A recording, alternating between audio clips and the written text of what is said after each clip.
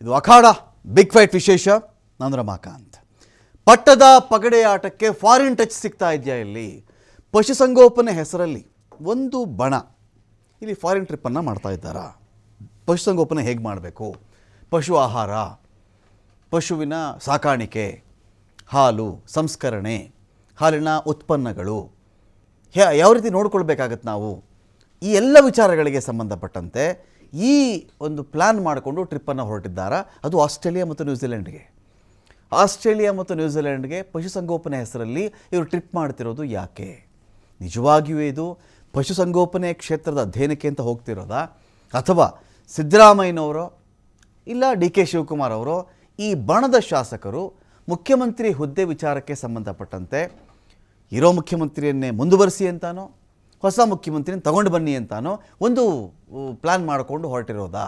ಇದು ಮೊದಲ ಹೆಜ್ಜೆನಾ? ಬೇರೆ ಏನೋ ಕಾಫಿಗೆ ಸೇರಿದ್ವಿ, ಟೀಗೆ ಸೇರಿದ್ವಿ, ರಾತ್ರಿ ಊಟಕ್ಕೆ ಸೇರಿಬಿಟ್ಟಿದ್ವಿ, ಏನು ನಾವು ಶಾಸಕರೆಲ್ಲ ಫ್ರೆಂಡ್ಸ್ ಇದ್ದೀವಿ, ನಾವು ಊಟ ಮಾಡಲೇಬಾರ್ದಾ ಅಂತ ಪ್ರಶ್ನೆ ಬರೋದು ಬೇರೆ. ಆದರೆ ಈಗ ಈ ಪಶುಸಂಗೋಪನೆ ಹೆಸರಲ್ಲಿ ಸಿಡ್ನಿಲಿ ನ್ಯೂಜಿಲ್ಯಾಂಡಲ್ಲಿ ಏನಿದೆ ಅಧ್ಯಯನಕ್ಕೆ ಅಂತ ಒಂದು ಪ್ರಶ್ನೆ ಬರ್ತಾ ಇದೆ. ಇಲ್ಲಿ ಎಲ್ಲ ವಿಚಾರಗಳಿದೆಯಲ್ಲ, ಇಲ್ಲಿ ಬೇಕಾದಷ್ಟು ರೀತಿಯಲ್ಲಿ ಆಯಾಮಗಳನ್ನು ಪಡ್ಕೊಳ್ತಾ ಇದೆ. ಕಾರಣ ಒಂದು ಕಡೆ ಡಿ ಕೆ ಶಿವಕುಮಾರ್ ಅವರು ದೆಹಲಿಯಲ್ಲಿ ಕೂತ್ಕೊಂಡಿದ್ದಾರೆ, ಅಸ್ಸಾಂ ಎಲೆಕ್ಷನ್ಗೆ ಸಂಬಂಧಪಟ್ಟಂತೆ ಅಂತ ಹೇಳ್ತಾ ಇದ್ದಾರೆ. ನಿರಂತರವಾಗಿ ಅವರು ರಾಹುಲ್ ಗಾಂಧಿನ ಹೇಗಾದರೂ ಮಾಡಿ ಮೀಟ್ ಮಾಡಬೇಕು ಅಂತ ಒಂದು ಪ್ಲಾನನ್ನು ಅವ್ರು ಮಾಡ್ಕೊಳ್ತಾ ಇದ್ದಾರೆ. ಅಟ್ ದ ಸೇಮ್ ಟೈಮ್ ಇಲ್ಲಿ ಇದೇ ಡಿ ಕೆ ಶಿವಕುಮಾರ್ ಕಡೆಯ ಕೆಲ ಶಾಸಕರು, ಅದು ಇಕ್ಬಾಲ್ ಹುಸೇನ್ ಅವರು ಹೇಳ್ತಾ ಇದ್ದಾರೋ, ಸಿದ್ಧಗಂಗಾ ಶಿವಗಂಗಾ ಬಸವರಾಜ್ ಅವರೇನೋ ಪ್ಲಾನ್ ಮಾಡ್ಕೊಳ್ತಾ ಇದ್ದಾರೋ, ಈ ಬಣದವ್ರಿಗೆ ಅದರಿಂದ ಒಂದು ಮುಂದಾಳತ್ವ ಕೊಟ್ಬಿಟ್ಟಿದ್ದಾರೋ ಬೇರೆ ವಿಚಾರ. ಈ ಒಂದು ಫಾರಿನ್ ಟ್ರಿಪ್ ಹೋಗ್ತಾ ಇದ್ದಾರಲ್ಲ, ಇಲ್ಲಿ ಏನೋ ಇದೆ.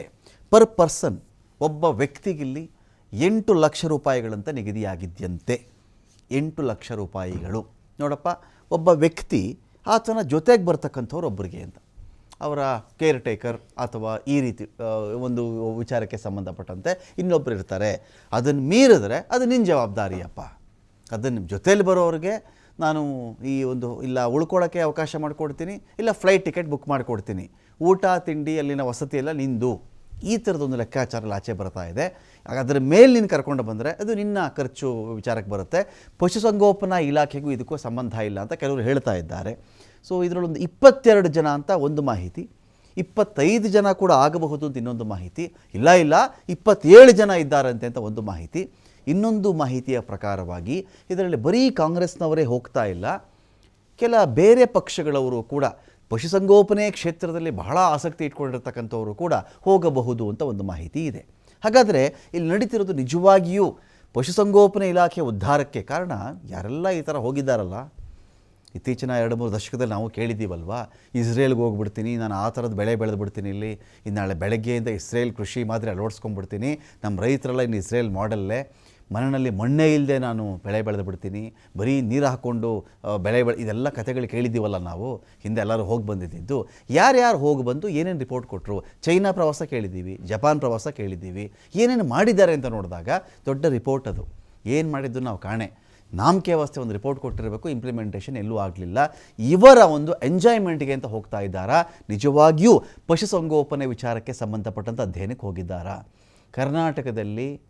ಕರ್ನಾಟಕದಲ್ಲಿ ಸದ್ಯಕ್ಕೆ ಹಾಲಿದೆಯಲ್ಲ ತುಂಬಿ ತುಳುಕ್ತಾ ಇದೆ. ಅದು ಹಾಲು ಹೆಚ್ಚಾಯಿತು ಅಂಥೇಳಿ ಹೆಚ್ಚಿನ ಹಾಲು ಕೊಡ್ತೀವಿ, ಸ್ವಲ್ಪ ದರನೂ ನಿಮ್ಗೆ ಜಾಸ್ತಿ ಮಾಡ್ತೀವಿ ಅಂತ ಹಿಂದೆ ಇದೇ KMF ಬೆಲೆ ನಿಗದಿ ಮಾಡಿತ್ತು. ಹಾಲು ಜಾಸ್ತಿ ಆದಾಗ ನಾವು ಹಾಲಿನ ಪುಡಿ ಮಾಡಿದ್ದೀವಿ, ಅದು ಎಷ್ಟೋ ಬಾರಿ ಸೇಲ್ ಆಗಿಲ್ಲ, ಸ್ವಲ್ಪ ವೇಸ್ಟ್ ಆಗಿದೆ ಅಂತ ಕೂಡ ಇತ್ತು. ಇದರ ಆಚೆಗೆ ಅಂಥ ತುರ್ತು ಪಶುಸಂಗೋಪನಾ ಇಲಾಖೆಯಲ್ಲಿ ಇತ್ತ, ಅಥವಾ ಇದೊಂದು ನೆಪ ಇಟ್ಕೊಂಡು ಹೋಗ್ತಿರ್ತಕ್ಕಂಥ ಪ್ಲಾನ? ಎಲ್ಲ ವಿಚಾರಗಳಿಗೆ ಸಂಬಂಧಪಟ್ಟಂತೆ ಏನೇನು ಮಾತಾಡಿದ್ದಾರೆ ಕೆಲ ಶಾಸಕರು ನೋಡಿ, ಆ ನಂತರ ಡಿಬೇಟ್ ಸ್ಟಾರ್ಟ್ ಮಾಡ್ತೀನಿ. ಪಶುಸಂಗೋಪನಾ ಸಚಿವರೇ ಅಂದರೆ ಪಶುಸಂಗೋಪನಾ ಇಲಾಖೆಯಿಂದ ಆಸ್ಟ್ರೇಲಿಯಾ ಮತ್ತು ನ್ಯೂಜಿಲೆಂಡ್ಗೆ ಹೋಗ್ತಾ ಇದ್ದೀವಿ. ಬಹುಶಃ ನಾವು ಪಶುಸಂಗೋಪನಾ ಬಗ್ಗೆ ಒಂದು ಮಾಹಿತಿ ಟ್ರೈನಿಂಗ್ ಮಾಡ್ಕೊಂಡ್ಬರೋಕ್ಕೋಸ್ಕರ ಹೋಗ್ತಾ ಇದ್ದೀವಿ. ಎಷ್ಟು ಜನ ಹೋಗ್ತೀರಾ ಸರ್? ಒಂದು 20-22 ಜನ ಹೋಗ್ತಾ ಇದ್ದೀವಿ. ಇವರೆಲ್ಲ ಫ್ಯಾಮಿಲಿ ಸಮೇತ ಬರ್ತಾರೆ, ನಾವೆಲ್ಲ ಸಿಂಗಲ್ ಆಗಿ ಹೋಗ್ತಾ ಇದ್ದೀವಿ. ಕಮಿಟಿ ಟೂರ್ ಅಥವಾ ಇಲಾಖೆ ಸಪ್ರೇಟ್? ಇಲ್ಲ ಇಲಾಖೆ ಸರ್ಕಾರದಿಂದ. ಸರ್ಕಾರದ ಮೇಲೆ ಹೋಗ್ತಾ ಇದ್ದೀವಿ. ಯಾವಾಗ, ಎಷ್ಟು ಡೇಟ್ ಸರ್? ಡೇಟ್ 18ರಿಂದ 18ರಿಂದ ಮಾರ್ಚ್ 3ನೇ ತಾರೀಕು. ಯಾಕೆಂದ್ರೆ ಬಜೆಟ್ 6ನೇ ತಾರೀಕು ಅನ್ನೋದಿದೆ, ಒಳಗಡೆ ಬರ್ತೀವಿ. CM ಗಮನಕ್ಕೆ ತಂದಿದ್ದೀರಾ ಸರ್? ಅದು ಗೊತ್ತಿಲ್ಲ, ಒಟ್ಟಿನಲ್ಲಿ ನಮ್ಮ ಸಚಿವರು ಪಶುಸಂಗೋಪನಾ ಸಚಿವರು ಹೇಳಿದ್ದಾರೆ, ಅದನ್ನು ಹೋಗ್ತಾ ಇದ್ದೀವಿ. ಅಂದರೆ ಇಲಾಖೆಯಿಂದ ಅಂತ ಹೇಳಿದ್ದಾರೆ ಅವರು. ಹೌದು, ಇಲಾಖೆ ಯಾಕಂದ್ರೆ CM ಹೇಳ್ತಾರೆ ಸಪ್ರೇಟ್ ಯಾರು ಕರ್ಕೊಂಡು ಹೋಯ್ತಾ ಇರೋರು ಯಾರು ಹೋಯ್ತಾ ಇರೋರು ಅನ್ನೋದು ಹೇಳ್ರಪ್ಪ. ಸುಮ್ಮನೆ ಯಾರೋ ಹೇಳಿದ್ದನ್ನ ಶಿವಕುಮಾರ್ ಮೇಲೆ ಯಾಕೆ ಹೇಳ್ತೀರಿ? DK ಶಿವಕುಮಾರ್ ಅವ್ರಿಗೂ ಪ್ರವಾಸಕ್ಕೂ ಯಾವುದೇ ಸಂಬಂಧ ಇಲ್ಲ. ಈ ವಿಚಾರವಾಗಿ ನಾನು ಭಾಳ ಸ್ಪಷ್ಟಪಡಿಸ್ತೀನಿ.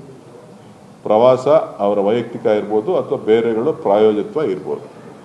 DK ಶಿವಕುಮಾರ್ ಅವರಿಗೆ ಪಕ್ಷದ ಅಧ್ಯಕ್ಷರಿಗೂ ಉಪಮುಖ್ಯಮಂತ್ರಿಗಳಿಗೂ ಈ ಶಾಸಕರ ಪ್ರವಾಸಕ್ಕೂ ಯಾವುದೇ ಸಂಬಂಧ ಇಲ್ಲ.